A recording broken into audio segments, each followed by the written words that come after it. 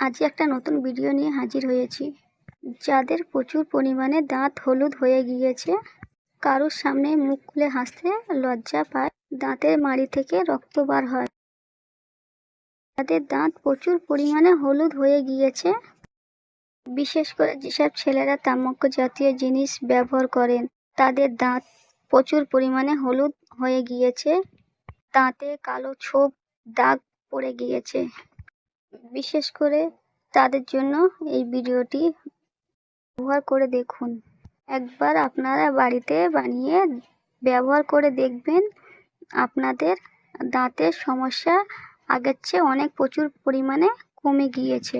চলুন দেখে নেওয়া যাক পেস্টটি কী দিয়ে আমি তৈরি করেছি, আপনাদেরকে দেখাবো। এই যে দেখুন, আমি এখানে নিয়েছি কয়লা। আপনারা ভাববেন কয়লা দিয়ে দাঁত পরিষ্কার হবে। আমরা ছোটবেলা থেকে দেখে এসেছি বন্ধুরা, আমার নানি, দাদি, দাদাদেরকে সবাইকে কয়লা গুঁড়ো থেকে দাঁত মাজতে, জ্বালানি। এখন মার্কেটে অনেক রকম টুথপেস্ট বার হয়ে গিয়েছে, এখন এসব কেউ আর ব্যবহার করে না। ভিডিও আগানো যাক। আমি এখানে নিয়েছি হলুদ, লবণ যাকে বলা হয় নুন, সর্ষের তেল নিয়েছি, লেবুর অংশ অর্ধেক নিয়েছি। এইগুলো দিয়ে আপনাদেরকে পেস্টটা বানিয়ে দেখাবো। এই দেখুন, আমি এইটা পাউডার করে নিয়েছি। আপনারা কিছু সাহায্যে এইটা কয়লাটা পাউডার করে নেবেন। আপনারা চাইলে শিলনোড়ার সাহায্যে এটা পাউডার হয়ে গিয়েছে।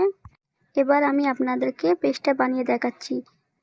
আমি একটা খালি বাটি নিয়েছি, তার মধ্যে 1 চামচ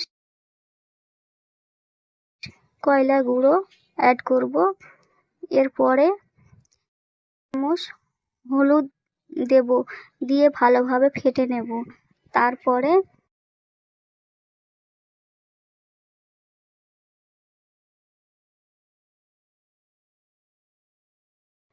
তারপরে 1 চামচ লবণ দেব, দিয়ে ভালোভাবে ফেটে নেব।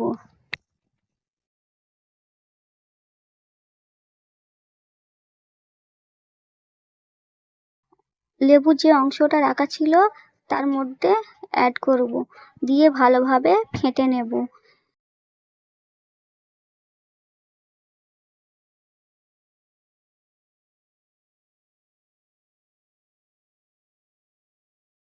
আমি আপনাদেরকে দেখাবো সবের লাস্টে আমি ওর মধ্যে সর্ষের তেল অ্যাড করব। এই দেখুন, সর্ষের তেল অ্যাড করছি, দিয়ে ভালোভাবে ফেটে নেব।